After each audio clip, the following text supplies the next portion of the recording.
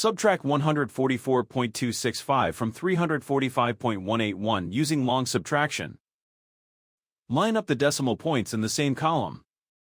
We work from right to left and finish one column before moving to the next. In the thousandths column, 1 is less than 5, so we need to borrow. Borrow 1 from the hundredths column. 8 becomes 7. The 1 in the thousandths column becomes 11. In the thousandths column, 11 minus 5 is 6. In the hundredths column, 7 minus 6 is 1. In the tenths column, 1 is less than 2, so we need to borrow. Borrow 1 from the ones column. 5 becomes 4. The 1 in the tenths column becomes 11. In the tenths column, 11 minus 2 is 9. In the ones column, 4 minus 4 is 0. In the tens column, 4 minus 4 is 0. In the hundreds column, 3 minus 1 is 2. Bring the decimal point straight down into the answer.